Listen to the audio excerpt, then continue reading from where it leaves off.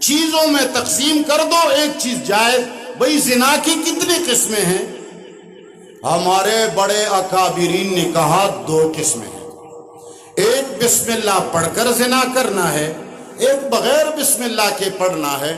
جو بسم اللہ پڑھے بغیر زنا ہو جائے وہ تو حرام ہے، لیکن بسم اللہ پڑھ کر کو متع کہا جاتا ہے، وہ تو العیاذ باللہ صحابہ نے بھی کیا تھا۔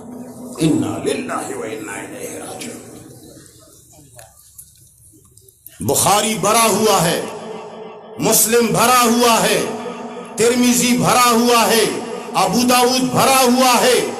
میں کہتا ہوں یہ ایران میں لکھی ہوئی کتابیں ہیں۔ اس کا یہ مقصد نہیں ہے کہ ان ساری باتیں ایرانیوں کی ہیں، مگر یہ کتابیں ایرانی لکھی ہوئی ہیں۔ بخارا ایران کا شہر تھا۔ 1938 کے قریب تقریباً یہ نام تبدیل ہو کر کے فارس سے ایران بنا دیا گیا۔ تو جب تقسیم کرو گے تو ایک چیز جائز دوسری ناجائز ہو جائے گی۔ سمجھ رہے ہیں کہ نہیں سمجھ رہے؟ بھئی شرک کی بھی بہت ساری قسمیں ہیں، یہ بھی شرک، یہ فلان شرک، یہ فلان شرک۔ تو ایک چھوٹا شرک ہے، یہ بڑا شرک ہے۔ سنا ہے یا نہیں سنا؟ جس نے سنا ہے ہاتھ کھڑا کرے، جو ڈرتا نہ ہو۔ چھوٹا شرک بڑا شرک کا نام کس نے سنا ہے؟ ذرا ہاتھ کھڑا کرے۔ میرے خیال میں تم سارے زمیندار آئے ہو یار، تمہیں تو پہلے کچھ بھی اللہ اکبر۔ شرک کی تقسیم بناتے ہیں، کہتے ہیں یہ چھوٹا شرک ہے، یہ بڑا۔ میں کہا کرتا ہوں ریشم کا بہت بڑا بکسا کپڑوں سے بھر دیجئے اور اس میں ایک چھوٹا سا ذرہ انگارے کا رکھ دیجئے، مگر چھوٹا سا انگارہ بڑا چھوٹا سا انگارہ۔ وہ چھوٹا سا انگارہ بکس میں نقصان دیتا ہے کپڑوں کو؟ ادھر دیکھو، اے کاکا کدھر دیکھ رہے ہو؟ یہ تو خوبصورت لڑکی بھی نہیں ہے۔ اگر خوبصورت لڑکی ہوتی تو آپ بے ہوش ہو جاتے۔ جب سٹیج پہ کوئی بولتا ہے تو اس کو کم از کم دیکھا تو کرو، سمجھو یا نہیں سمجھو، دیکھا تو کرو۔ اس کو کم از کم یہ یقین تو آ جائے کہ بھئی لوگ تو بڑے موج میں ہیں۔ تو لوگوں نے تقسیم شروع کی، اور تقسیم اس لیے کرائی جاتی ہے کہ بعض چیزوں کو جائز اور بعض چیزوں کو ناجائز قرار دیا جائے، مگر یہ تقسیم آسمانی نہیں۔ تو میں کہتا ہوں اسی طرح وحی کے اندر بھی لوگوں نے تقسیم شروع کی۔ فرمایا یہ وحی خفی ہے، یہ وحی جلی، یہ وحی مطلوع ہے، یہ وحی غیر مطلوع۔ اور فرمایا قرآن کریم نے فرمایا ہے وَمَا يَنْطِقُ عَنِ الْهَوَىٰ إِنْ هُوَ إِلَّا وَحْيٌ يُوحَىٰ۔ اے تلگنگ والو، خدا کے لیے میری باتیں علمی اذہان اور کانوں سے سنا کرو۔ میں خواہ مخواہ قصے اور کہانیاں بیان کرنے والا نہیں، نہ یہ سٹیج قصے اور کہانیوں کا ہے۔ سمجھ کر پڑھو۔ یہ بتایا گیا، بنایا گیا کہ وحی کی 2 قسمیں ہیں، ایک وحی مطلوع، ایک وحی غیر مطلوع، ایک وحی خفی، ایک وحی جلی۔ لہذا قرآن کے اندر جو لکھا ہے یہ وحی جلی ہے، یہ وحی مطلوع ہے۔ قرآن کے باہر جتنی کتابیں حدیث کے لکھی گئی ہیں یہ وحی غیر مطلوع ہے، لیکن ہے وحی۔ اب آپ سے پوچھتا ہوں، میں کہتا ہوں یہ قاعدہ شیعوں نے بنایا، تم کہتے ہو محدثین نے بنایا۔ ٹھیک ہے، میں زیادہ شور نہیں کرتا، میں بہت جلد مان جاتا ہوں، صحیح بات کو میں مان جاتا ہوں۔ مگر مولا نصر الدین کا نام سنا ہے؟ ہاتھ کھڑا کریں آپ۔ تم لوگ مولا نصر الدین کو بھی نہیں جانتے۔ میں آپ لوگوں سے قرآن مجید سیکھنے کا مطالبہ کرتا ہوں۔ میں بھی سادہ پہاڑی آدمی ہوں۔ مولا نصر الدین کسی کے باغ میں گیا، اور وہاں مولیاں نکالتا رہا اور بوری میں ڈالتا رہا، نکالتا رہا بوری میں ڈالتا رہا۔ مالک کھڑے کھڑے خاموشی سے ایک درخت کے آڑ میں دیکھ رہا ہے۔ جب خوب بوری بھر گئی، کہا مولانا صاحب کیا حال ہے؟ اس نے کہا خیریت۔ اس نے کہا یہ ساری مولیاں کیوں نکالی؟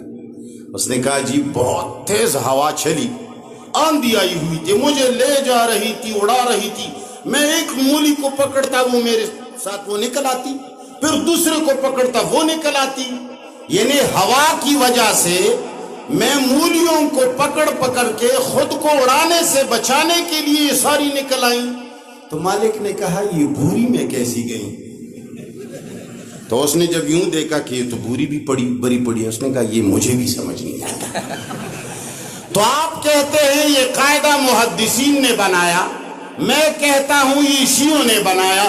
ٹھیک ہے، شور زیادہ نہیں کرتے، لیکن میں دیوار کے کنارے کھڑا ہوں، آپ سے ذرا پوچھتا ہوں کہ اگر رسول اللہ صلی اللہ علیہ وسلم کی ہر بات وحی ہے اور وحی غیر مطلوع ہے، وحی خفی ہے، مجھے بھی یہ بات منظور ہے، وحی کا منکر مسلمان ہوتا ہے یا کافر؟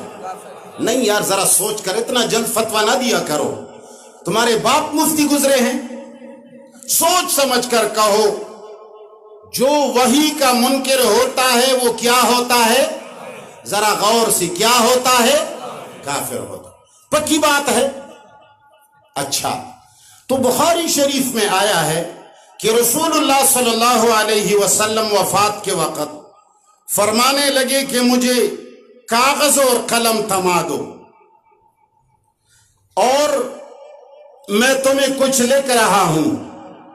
عمر فاروق نے کہا کوئی ضرورت نہیں، حسبنا کتاب اللہ۔ رسول اللہ صلی اللہ علیہ وسلم کی طبیعت خراب ہے، ان کو مزید تکلیف مت دیں، قرآن میں سب کچھ موجود ہے، پر رسول اللہ صلی اللہ علیہ وسلم کو دکھ نہ پہنچے۔ لیکن قلم اور کاغذ کوئی لایا نہیں۔ بتاؤ یہ صحابہ مسلمان رہے یا کافر؟ تم تو کہتے ہو کہ رسول اللہ کی ہر بات وحی ہے، میں کہتا ہوں یہ بات شیعوں نے بنائی، تم کہتے ہو نہیں محدثین نے بنائی، تو کیا محدثین صحابہ کو کافر کہیں گے؟ جواب دو۔ شیعہ کہتے ہیں یا نہیں کہتے؟ عمر کو کافر کہتے ہیں یا نہیں کہتے؟ تمہارے اس قاعدے نے عمر فاروق کو ایسا کر دیا۔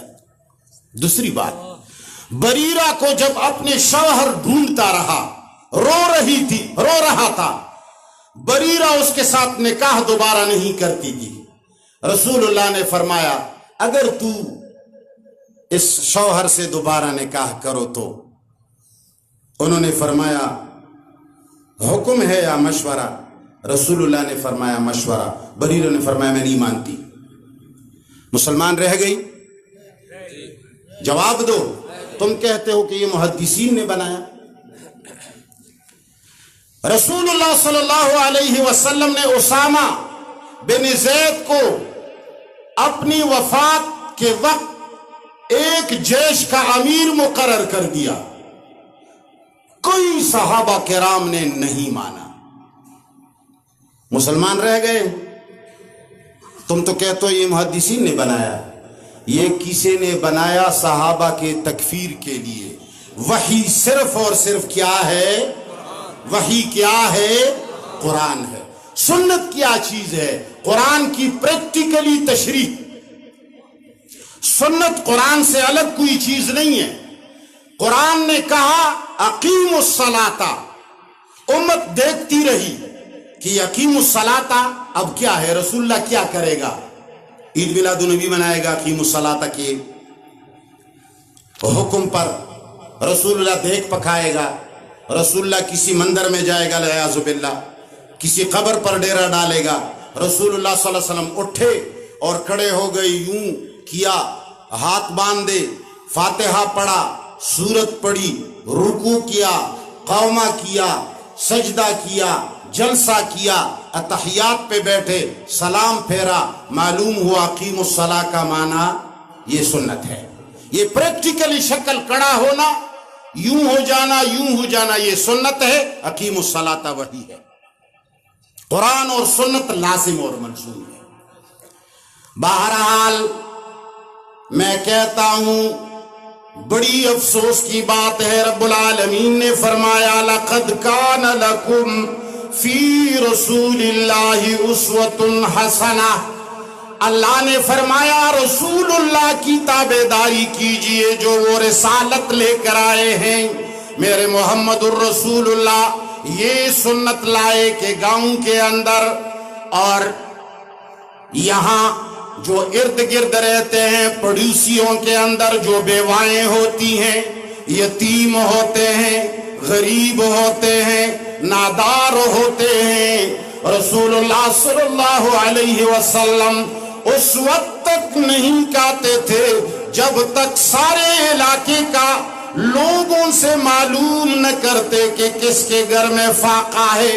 جس کے گھر میں فاقہ ہوتا تھا رسول اللہ ان کا انتظام فرماتے تھے، اور تم نے محمد مصطفیٰ کا نام لے کر اس سے چندے تو سیکھ لیے، اور وہاں روڈوں پر حلوے کے دیگے پکانا تو آپ نے سیکھ لیا، مگر غریبوں کا مداوا کرنا، فقیروں کے ساتھ امداد کرنا جو قرآن کریم میں آیا ہے، جو اللہ جل جلالہ نے محمد الرسول اللہ کو جس مقصد کے لیے بھیجا تھا، غریبوں کے ساتھ امداد، فقیروں کے ساتھ تعاون، لوگوں کو ستر اور پردے کی تلقین کرنا، لوگوں کو قرآن سکھانا، لوگوں کی غمی کے اندر شریک ہونا، لوگوں کو برائی سے منع کرنا، لوگوں کو اچھائی کی طرف بلانا۔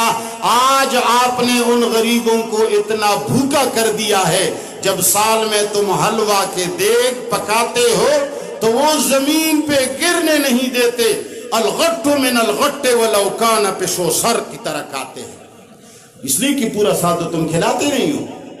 شیعہ صرف محرم میں کھلاتے ہیں، تم صرف 12 ربیع الاول میں کھلاتے ہو، یہ رسول اللہ کا ماننا ہے۔ آخری بات کرتا ہوں، کہتے ہیں ہم رسول اللہ کے عاشق ہیں، میں کیسے مانوں کہ تو عاشق ہے؟ تمہارے چہرے پہ داڑھی نہیں، تمہارے گھر کے اندر شرعی پردہ نہیں، تمہارے منہ کے اندر سگریٹ ہے، تمہارے بال انگریزی بنے ہوئے ہیں۔ کہتے ہیں میں رسول اللہ کا عاشق ہوں، جب گھر میں شادی ہوتی ہے تو تم ڈمامے لا کر کے پتہ نہیں کتنے کنجریوں کو نچواتے ہو۔ عاشق رسول، یہ میں صرف بریلویوں کو نہیں کہتا، ہمارے اندر اپنے بھی کوئی کم نہیں۔ اللہ کو دھوکہ دینے والی بات نہ کرو۔ لوگوں اللہ کو تب ملو گے، جنت تب ملے گی جب تم کس چیز پر عمل کرو گے؟ اشاعت التوحید والسنہ۔ لوگ کہتے ہیں بہت سارے اشاعت التوحید، تعویذ بھی ابھی آج کل اشاعت التعویذ بھی ہے، کہتے ہیں ہم اشاعت التعویذ والے ہیں۔ میں کہتا ہوں اشاعت ہے نام پھیلانے کا، ہم صرف اشاعت والے نہیں ہیں، ہم عامل بالقرآن والسنہ والے ہیں۔ سمجھ گئے؟ قرآن اور سنت پر عمل بھی کرو، صرف یہ نہیں ہے کہ سٹیج کے اوپر بڑے بڑے لمبے لمبے دعوے کرو صحابہ کرام کہ گانے گاؤ، عشق رسول کے نعتیں پڑھو، غیرت کی باتیں کرو، لیکن سٹیج سے نیچے اپنے بڑوں کی خدائی مانو۔ جب تمہارا زمینی خدا کہتا ہے کہ ہمارے سٹیج پر رسول اللہ صلی اللہ علیہ وسلم کی صفائی کی بات، جادو کی نفی کی بات ہمارے سٹیجوں پہ نہیں ہوگی، اور رسول اللہ اس العیاذ باللہ الزام سے ملزم رہے گا العیاذ باللہ، تو تم سب لبیک کہتے ہو، یہ کون سا دین ہے؟ یہ کیسا اشاعت التوحید و سنہ کا سٹیج ہے جہاں کوئی یہ مسئلہ نہیں بیان کر سکتا کہ میرے رسول پاگل نہیں ہوئے تھے، میرے رسول پر کسی مائی کلال جادو نہیں کر سکتا، میرے رسول صلی اللہ علیہ وسلم کے اوپر کسی گندی آدمی اور گندی شیطان کا کوئی بس نہیں چلتا واللہ یعصمک من الناس۔ تو عزیزان گرامی، قرآن کے عامل بنو، سنت کے عامل بنو، اور قرآن اور سنت کو اپنی جماعت سے مقدم رکھو۔ اور لوگ یہ نہ کہیں مفتی صاحب تو ہماری جماعت میں نہیں ہے۔ میں علامہ احمد سعید ملتانی رحمہ اللہ کا نام ادب سے نہیں، ادب کی وجہ سے نہیں لیتا ہوں، ان کا نام ادب کی وجہ سے شامل نہیں کرتا۔ باقی ساری دنیا کو یہ چیلنج دیتا ہوں کہ آج کل جو لوگ اپنے آپ کو مرکزی والے کہتے ہیں، یا اپنے آپ کو اشاعت التوحید والے کہتے ہیں، یا اپنے آپ کو اشاعت التعویذ والے کہتے ہیں، ان سب سے الحمدللہ عقیدے اور توحید اور سنت میں ان کا باپ لگتا ہوں۔ یہ یاد رکھنا، مجھے اللہ نے جو عقیدہ اور نظریہ دیا ہے، صرف علامہ احمد سعید ملتانی کا نام اس لیے نہیں لیتا کہ وہ میرے اکابر میں سے ہیں، ان کی وجہ سے ہماری فکر بن گئی ہے، وہ ہمارے لیے محسن ہیں۔ اس کے علاوہ ہر موحد کو میں عقیدے کے اندر اپنا شاگرد سمجھتا ہوں۔ الحمدللہ میرا عقیدہ آپ لوگوں سے پکا ہوگا، کچا نہیں ہوگا۔